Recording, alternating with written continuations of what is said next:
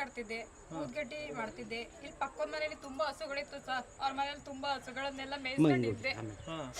ಇವಾಗ ನಾನು ಒಂದು 10 ತಿಂಗಳಾಯ್ತು ಸರ್ ನನ್ನ ಮದ್ವೆ ಆಗಿ. ಯಾರೋ ತೋರಿಸಿ ಮದ್ವೆ ಮಾಡಿಸಿದ್ರು. ಬಟ್ ಈ ಸಾಲದಿಂದಾಗಿ ಅವ್ರು ನನ್ನ ಜೊತೆ ಇಲ್ಲ ಸರ್. ಅಲ್ಲ ಇವಾಗ ಅದಕ್ಕೆ ಸಿಕ್ತು. ಇವಾಗ ಫೈನಾನ್ಸ್ ನಿಮ್ಮ ಹೆಸರಲ್ಲಿ ಎತ್ಬಿಟ್ಟಿದಾರಂತಲ್ಲ, ಯಾರು ಎತ್ತಿದ್ರು, ಯಾರು ಕೊಟ್ಟಿದ್ರಿ? ನನಗೆ ತುಂಬಾ ಆತ್ಮೀಯ ಸ್ನೇಹಿತೆ ಅಂದ್ರೆ ನಮ್ಮ ಅಕ್ಕ ತಂಗಿರ್ಗಿಂತ ಹೆಚ್ಚಾಗಿದ್ಲು ಸರ್ ಅವ್ರು ನನ್ನ ಜೊತೆಲಿ.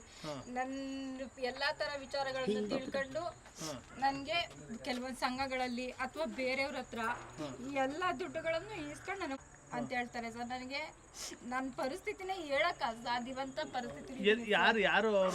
ಯಾರು ನನ್ನ ಇಲ್ಲೇ ಇದೇ ಊರವರು ಸರ್. ಅದೇ ಹೆಸರೇನು ಅಂತ? ಸದ್ಯಕ್ಕೆ ಬೇಡ ಅಂತ ಸರ್. ಇಲ್ಲಮ್ಮ, ಈಗ ಯಾವ ರೀತಿ ಸಂಪಾದನೆ ಮಾಡ್ತಾರೆ ಸರ್? ನನ್ನ ತಂದೆ ತೀರೋದಾಗ ಕೆಲವೊಂದ್ ಸ್ವಲ್ಪ ಅಮೌಂಟ್ ಕೊಟ್ಟಿದ್ರು ಸರಿನಾ. ನನಗೆ ಹೂವು ಕಟ್ತಿದ್ದೆ, ಊದ್ಗಡ್ಡಿ ಮಾಡ್ತಿದ್ದೆ, ಕೆಲವೊಂದ್ ಕಡೆ ದುಡ್ಡುಗಳನ್ನ ಇಟ್ಕೊಂಡಿದ್ದೆ ಸರ್. ಮತ್ತೆ ಅಕ್ಕಂದು, ಅಮ್ಮಂದು, ನಂದು ಎಲ್ಲ ಇಟ್ಟಿದ್ದೆ ಸರ್. ಮತ್ತೆ ನಮ್ಮ ಮನೆಯವ್ರು ನನಗೆ ಮಾಂಗಲ್ಯ ಮಾಡ್ಸಕ್ಕೆ ಅಂತ ಅಂದ್ಬಿಟ್ಟು 30,000 ರೂಪಾಯಿ ಬ್ಯಾಂಕಲ್ಲಿ ಇಟ್ಟಿದ್ರು ಸರ್. ಅದನ್ನು ಸಹ ಎತ್ತಿಸ್ಕೊಂಡ್ರು. ನಮ್ಮ ಮನೆಯವ್ರ ಕೈಲೂ 30,000 ದುಡ್ಡು ಇಸ್ಕೊಂಡ್ರು. ಬೇರೆ ಹತ್ರನೂ ಒಂದು 3-4 ಲಕ್ಷ ಸಾಲ ಮಾಡಿಸಿ ನಾನು ಇವತ್ತು ಈ ಪರಿಸ್ಥಿತಿಲಿ ತಾಳಿ ಹಾಕೊಂಡು ಎತ್ಕೊಳ್ಳೋ ಮಟ್ಟಕ್ಕೆ ಮಾಡಿದ್ರು ಸರ್. ನನಗೆ ಯಾರು ಇಲ್ಲ ಸರ್. ನಂಗೆ ರಜನಿರಾಜ್ ಮೇಡಮ್ ಅವರೇ ನ್ಯಾಯ ಕೊಡ್ಬೇಕೀಗ. ನಂಗೆ ಅದಷ್ಟೇ ಬೇಕಾಗಿರೋದು ಮೇಡಮ್. ನನಗೆ ಅದು ದುಡ್ಡಿಲ್ಲ ಅಂದರೆ ಸರ್ ನಾನು ನಿಜವಾಗ್ಲೂ ಬದುಕೇ ಇರಲ್ಲ ಸರ್. ನನ್ನಂಥ ಪರಿಸ್ಥಿತಿ ಇವತ್ತು. ಈಗ ಉಷಾವ್ರೆ, 6.5 ಲಕ್ಷ ನಿಮ್ದು ಕ್ಯಾಶು. ಈ ಫೈನಾನ್ಸ್ ಅಲ್ಲಿ ಎಷ್ಟು ತಗೊಂಡಿದ್ದಾರೆ? ಫೈನಾನ್ಸ್ ಅಲ್ಲಿ 4 ಲಕ್ಷ ಸರ್. 4 ಲಕ್ಷ ಯಾವ್ದಾವ್ದ್ರಲ್ಲಿ? ಎಷ್ಟೆಷ್ಟು? ಅದರಲ್ಲಿ ಮಾಮೂಲಿ ಸಂಘಗಳಲ್ಲಿ ಒಂದು IDFC ಸರ್, SKS, ಮತ್ತೆ ಯಾವ್ದಪ್ಪ ಅದು ಪಿನ್ಕೇರು, ಸ್ವತಂತ್ರ, ಎಲ್ಲಾದ್ರಲ್ಲೂ ತಗೊಂಡಿದ್ದಾರೆ.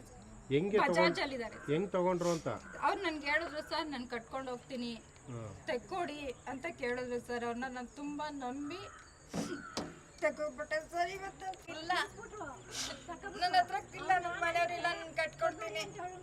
ಯಾರು ಕೇಳಿದ್ರೆ ಏನ್ ಹೇಳ್ತಾರೆ? ಕಟ್ಕೊಡ್ತೀನಿ, ನನ್ನ ಹತ್ರ ಇವಾಗಿಲ್ಲ, ನನ್ನ ಯಜಮಾನ್ರು ಇಲ್ಲ, ಬರ್ತಾರೆ, ಕಟ್ಕೊಡ್ತೀನಿ ಸರ್. ನನಗೆ ಮನೆ ಹತ್ರ ಎಷ್ಟು ವರ್ಷ ಆಯ್ತು? ಏನಿತ್ತು ಸರ್? ಎಷ್ಟು ದಿವಸ ಆಯ್ತಮ್ಮ ಈ ತರ ಮೋಸ ಆಗಿದೆ ಸರ್? ನನಗೆ 1 ವರ್ಷದಿಂದ ದುಡ್ಡು ತಗೊಂಡ್ರು ಸರ್. 1-2-3 ತಿಂಗಳು ಇಂಟ್ರೆಸ್ಟ್ ಮಾತಾಡಿಮ್ಮ. ಅದಾದ್ಮೇಲೆ ನನ್ಗೆ ಯಾವ ಇಂಟ್ರೆಸ್ಟ್ ಕೊಟ್ಟಿಲ್ಲ, ಅವ್ರಿಗೆ ಏನು ಕೊಟ್ಟಿಲ್ಲ ಸರ್. ನನಗೆ ಇವಾಗ ಫೈನಾನ್ಸ್ ನವರು ನಿಮ್ಗೆ ಕೇಳ್ತಾ ಇದಾರೆ ದುಡ್ಡು ಕಟ್ಟಿ ಅಂತ? ಹೌದು ಸರ್, ನನ್ಗೆ ಕೇಳ್ತಿದ್ದಾರೆ. ಈಗ ಹೆಂಗ್ ಕಟ್ತಾ ಇದೀರಿ ಅಮ್ಮ ಅವ್ರಿಗೆ? ನಾನು ಯಾವ್ದು ಕಟ್ಟಿಲ್ಲ ಸರ್. ರಜನಿರಾಜ್ ಮೇಡಮ್ ಅವ್ರ ಪಾಪ ಅವತ್ತು ರಿಕ್ವೆಸ್ಟ್ ಮಾಡೋರು ಸೂಸೈಡ್ ಮಾಡ್ಕೊಳ್ತಾರೆ ಅನ್ನೋ ಒಂದು ಬೈಕ್ ಪಾಪ ಹೇಳಿದ್ರು ಸರ್. ನಾನು ಸೂಸೈಡ್ ಮಾಡ್ಕೊಳ್ಳೋ ಮಟ್ಟದಲ್ಲೇ ಇದ್ದೀನಿ ಸರ್ ಇವಾಗ. ನಿಜ ನಿನ್ನೆನೂ ಬಂದು ನಮ್ಮ ಮನೆ ಹತ್ರ ದುಡ್ಡವರೆಲ್ಲ ಗಲಾಟೆ ಮಾಡಿದ್ರು ಸರ್.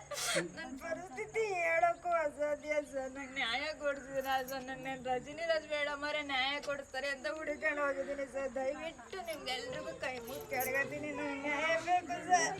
ಮೇಡಮ್ ಖಾಲಿ ಬಿಟ್ಬಿಡ್ತೀನಿ ನಾನು ಖಂಡಿತ ನ್ಯಾಯ ಕೊಡ್ತೀನಿ. ಖಂಡಿತ ನಿಮ್ಮಿಬ್ರು ಏನಿದ್ರೆ ಅಂದರಿಗೆ ಖಂಡಿತ ನಾನು ನ್ಯಾಯ ಕೊಡ್ತೀನಿ. ನಿಮ್ ಜೊತೆಗೆ ಅವರೆಲ್ಲ ಇದ್ದಾರೆ. ಇವಾಗ ಯಾರು ಇಸ್ಕೊಂಡಿದ್ದಾರೆ ಅದು ನಿಮ್ ಮಾಹಿತಿ ಯಾಕೆ ಕೇಳ್ತಲ್ಲ ಅಂತ ಯಾರು ಅಂತ ಹೇಳಿ ಓಲಿ ಹೇಳ್ತೀನಿ ಸರ್. ಹೇಳ್ದೆ ಅಂತೂ ಇರಕ್ಕಾಗಲ್ಲ. ಹೇಳಿಮ್ಮ, ಹೇಳಿ ಯಾರಂತ ಹೇಳಿಮ್ಮ. ಇಲ್ಲೇ ಅವ್ರೆ ಸರ್. ಅವರು ಬೇರೆ ಊರವರು ಸರ್. ಬಟ್ ಇಲ್ಲೇ ಬಾಡಿಗೆಗಿದ್ರು ಸರ್. ಅವ್ರು ನಾನು ತುಂಬಾ ನಂಬಿಟ್ಟೆ ಸರ್. ಇದಾರೆ ಸರ್. ಎಲ್ಲಾದ್ರೂ ಹೊಟ್ಟೋಗ್ಬಿಡ್ತಾರೆ ಸರ್. ನಾನು ಅವ್ರು ಹೊಟ್ಟೋಗ್ಬಿಟ್ಟು ನನ್ನ ದುಡ್ಡನ್ನ ಎಲ್ಲಿ ತಂದು ಇರಿಸ್ಲಿ ಸರ್. ನನಗೆ ಬರೋ 1,400 ರೂಪಾಯಿ ಸರ್. ಸದ್ಯದಿಂದ ಕೆಲ್ಸನೂ ನಾನು ಏನು ಮಾಡ್ತಿಲ್ಲ ಸರ್. ಯಾಕೆಂದ್ರೆ ನನ್ನ ಮನಸ್ಥಿತಿ ಹಂಗೈತೆ ಸರ್ ಇವಾಗ. ಯಾರು ಅಮ್ಮ ಹೋಗ್ಲಿ ಅವರು? ಸರ್ ನಾನು ಹೇಳ್ತೀನಿ ರೀ ಸರ್. ಸರ್ ಈ ಕಳೆದ ಹೆಸರು ರಜನಿರಾಜ್ ಅಂತ ಮಹಿಳಾ ಮಕ್ಕಳ ಅಧ್ಯಕ್ಷೆ.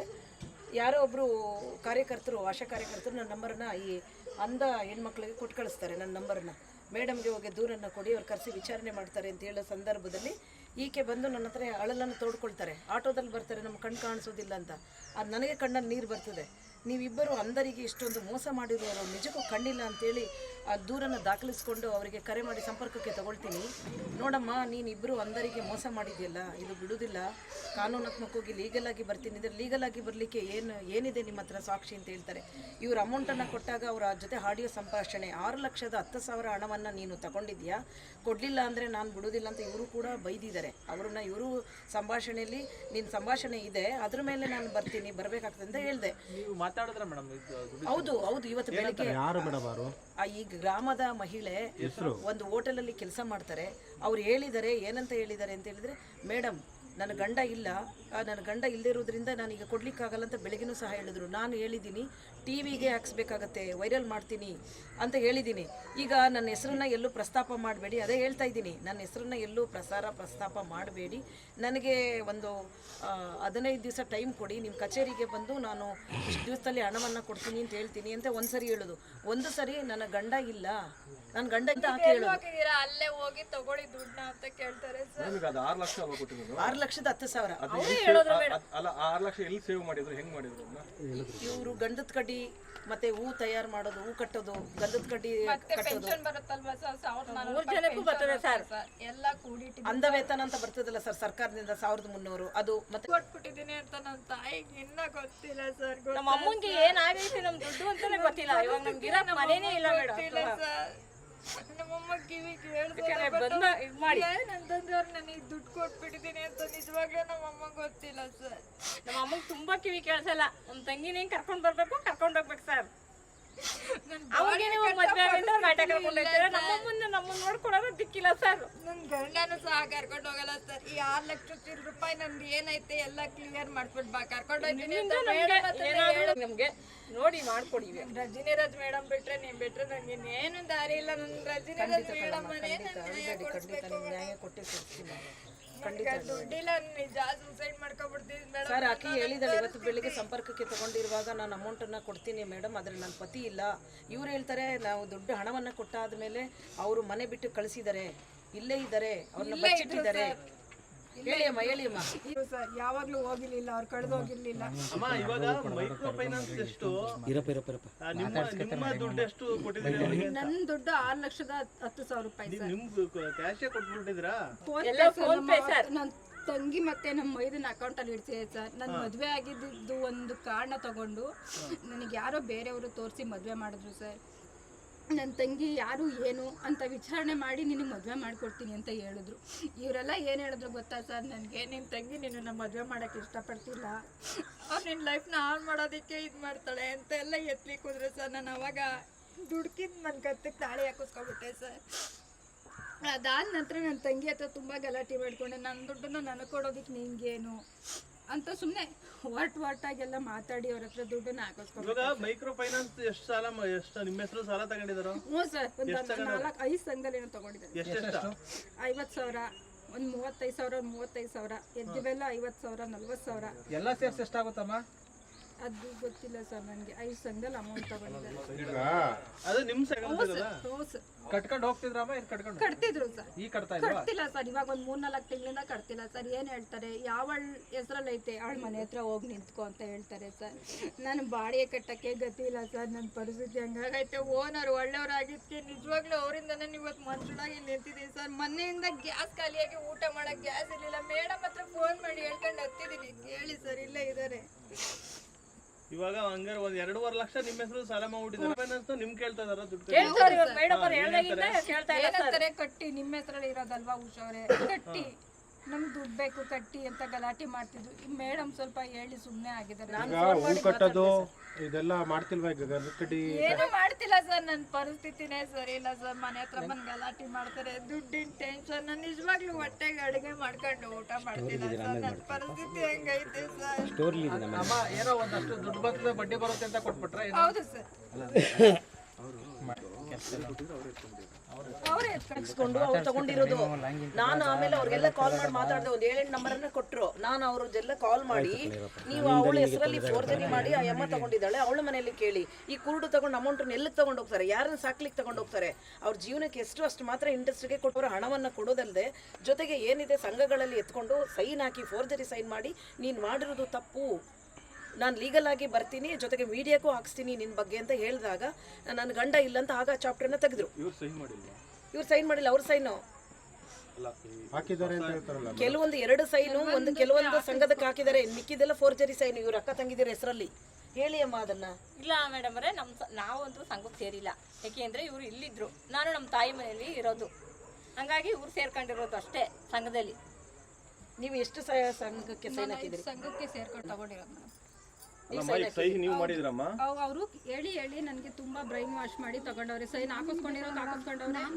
ನಾಮಿನೇನು ಯಾರನ್ನ ನಾಮಿನಿ ಸೈನ್ ಎಲ್ಲ ಅವರೇ ಮಾಡಿರೋದು ಸರ್. ಇವ್ರ ಹೆಸರು ತೋರ್ಸೋದು, ಇವ್ರಿಗೆ ಬೆಡ್ ಬರಲ್ಲ, ಆ ಕಾರಣಕ್ಕೋಸ್ಕರ ನಾಮಿನಿ ಅವ್ರು ಹಾಕೋದು.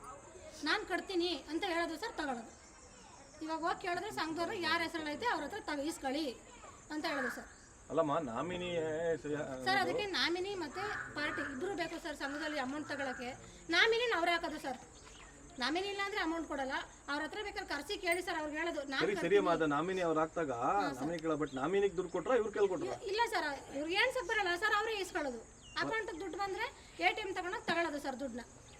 ಅಲ್ಲ ಇವ್ರು ಇವತ್ತು ಯಾವ ಆಧಾರದ ಮೇಲೆ ಎಲ್ಲ ಹಂಗೆ ಕೊಟ್ರು ಹಂಗಾರೆ? ಸರ್ ಅವರು ಅಷ್ಟು ನಂಬಿಸಿದ್ರು ಸರ್, ನನ್ನನ್ನು ನಂಬಿಸಿ ಅಷ್ಟು ಚೆನ್ನಾಗಿದ್ರು ನನ್ನ ಜೊತೆಲಿ ಸರ್. ಅವ್ರು ನನಗೆ ಮೋಸ ಮಾಡ್ತಾರೆ. ಕೊಟ್ಟಿಲ್ಲ ಇಲ್ಲಿಗ? ಇಲ್ಲ ಸರ್, ಎಲ್ಲೂ ಕೊಟ್ಟಿಲ್ಲ. ರಜನಿ ಮೇಡಮ್ ಹತ್ರ ಹೋಗಿ ಅಂತ ಹೇಳಿದ್ರು. ರಜನಿರಾಜ್ ಮೇಡಮ್ ಹತ್ರ ಹೋಗಿ ನಿಮ್ಗೆ ನ್ಯಾಯ ಸಿಗುತ್ತೆ ಅಂತ ಹೇಳಿದ್ರು ಸರ್. ಹೆಂಗೈತೆ ಅಂತ ನನಗೆ ಗೊತ್ತಿಲ್ಲ. ಅಲ್ಲಮ್ಮ ಎಷ್ಟು ಇವೆಲ್ಲ ಇವ್ರ ಅಮೌಂಟ್ ನನ್ನ ಹತ್ರ ಇತ್ತು. ಪೊಲೀಸ್ ಸ್ಟೇಷನ್ಗೆ ಯಾಕೆ ಕೊಟ್ಟಿಲ್ಲ ಕಂಪ್ಲೇಂಟ್? ಸರ್ ನಮ್ಗೆ ಪೊಲೀಸ್ ಸ್ಟೇಷನ್ ಗೊತ್ತಿಲ್ಲ ಸರ್. ಅಲ್ಲಮ್ಮ ಈಗ ರಜನಿ ರಾಜ್ ಅವ್ರನ್ನ ಮೀಟ್ ಮಾಡಬೇಕು ಅಂತ ಗೊತ್ತಾಯ್ತಲ್ಲ, ಕಂಪ್ಲೇಂಟ್ ಪೊಲೀಸ್ ಸ್ಟೇಷನ್ ಅಂಗವಿಕಲರ ಸಂಘದವ್ರು ಹೇಳಿದ್ರು ಅಂತ ಹೋದ್ವಿ ಸರ್. ಅವ್ರ ಹತ್ರ ಹೇಳ್ಕೊಂಡ್ರು ಮೇಡಮ್ ನನ್ನ ಪರಿಸ್ಥಿತಿ ಹೀಗಾಗಿದೆ ಅಂತ. ಅವರು ಇವ್ರ ಹತ್ರ ಹೋಗಿ ಅಂದ್ರು ಸರ್, ನಾವು ಹೋಗಿದೀವಿ. ಅಷ್ಟು ಬಿಟ್ರೆ ಪೊಲೀಸ್ ಸ್ಟೇಷನ್ ನಂಗಿದೆಲ್ಲ ಏನು ಗೊತ್ತಿಲ್ಲ ಸರ್. ನೀವೇನು ಕ್ರಮ ತಗೊಂಡಿದ್ರಿ? ನಿಮ್ದು ಯಾವ ಆಯೋಗನ ಏನಂತ ಮೇಡಮ್? ಸರ್ ಧ್ವನಿ ಒಂದ ಮಹಿಳೆಯರು ಯಾರು ಇರ್ತಾರೆ ಅವ್ರು ಬಂದಾಗ ದೂರ ಮೇಡಮ್? ಹೌದು ಅವ್ರು ದೂರನ್ನ ದಾಖಲಿಸಿದಾಗ ಕಂಪ್ಲೇಂಟನ್ನು ತಗೊಂಡು ಆಪ್ತ ಸಮಾಲೋಚನೆ ಮೂಲಕ ಇಲ್ಲಿ ತನಕ ಕೋರ್ಟ್ ಠಾಣೆ ಮೆಟ್ಲು ಹತ್ತಿಸ್ತೆ 35ಕ್ಕೂ ಅಧಿಕವಾಗಿ ಮಾಡಿದ್ದೀನಿ. ಇಡೀ ಕರ್ನಾಟಕ ರಾಜ್ಯಾದ್ಯಂತ ಈ ಥರ ಕೆಲಸವನ್ನು ಮಾಡ್ಕೊಂಡು ಬರ್ತಾ ಇದ್ದೀನಿ. ಅಲ್ಲ ಈಗ ಇವರು ಇದರಲ್ಲಿ ಕೇಸಲ್ಲಿ ಏನಾಗಿದೆ ಮೇಡಮ್? ಈ ಕೇಸಲ್ಲಿ ಕರೆದು ನಾನು ಮಾತಾಡಿದ್ದೀನಿ. ಈಗ ನನಗೆ ಸಮಯವೇ ಇಲ್ಲ, ಗಂಡ ಇತ್ತೀಚೆಗೆ ಇವರು ಅಮೌಂಟನ್ನು ಕೇಳಿದಾಗ ಗಂಡನ್ನ ಎಸ್ಕೇಪ್ ಮಾಡಿಸಿ ಬಚ್ಚಿಟ್ಟಿದ್ದಾರೆ ಅಂತ ಹೇಳೋದು. ಈ ಥರ ಫ್ರಾಡ್ ಮಾಡಿ ಯಾಕೆ ಮಾಡಿದ್ರಿ? ಅದಕ್ಕೆ ಹೌದು ಕೊಡ್ತೀನಿ. ಈಗ ನನ್ನ ಹತ್ರ ಅಮೌಂಟ್ ಇಲ್ಲ. ಎಷ್ಟು ಕೊಡಬೇಕು ಅಂತ? 6,10,000 ಒಪ್ಕೊಂಡ್ರು. ಅಲ್ಲ ಈ ಸಂಘದ್ದು ಕೂಡ ಒಂದು 2-3 ಸಂಘದಲ್ಲಿ ನಾನು ಸೈನ್ ಹಾಕಿ ತಗೊಂಡಿದ್ದೀನಿ ಅಂತ ಅದನ್ನು ಒಪ್ಕೊಂಡು. ಅದೆಷ್ಟು ಅಮೌಂಟು? ಅದು ಒಂದು 2 ಲಕ್ಷ ಅಂತ ಇವ್ರು ಹೇಳ್ತಾರೆ. ಅಲ್ಲ ಅವ್ರು ಕೇಳಿದಾಗ ಹೌದು ಮೇಡಮ್ 2-3 ಸಂಘದಲ್ಲಿ ಅಂದರೆ 1.5 ಲಕ್ಷ ತನಕ ನಾನು ತಗೊಂಡಿದ್ದೀನಿ ಅಂತ ಹೇಳೋದು. ಆ ಕಟ್ಟಿತಾ ಇದ್ದೇನೆ, ಆದರೆ ತಾತ್ಕಾಲಿಕವಾಗಿ ಗಂಡ ಇಲ್ಲದೆ ಇದ್ದಾಗ ಈಗ ಸ್ಟಾಪ್ ಮಾಡಿದ್ದೀನಿ ಅಂತ ಹೇಳೋದು.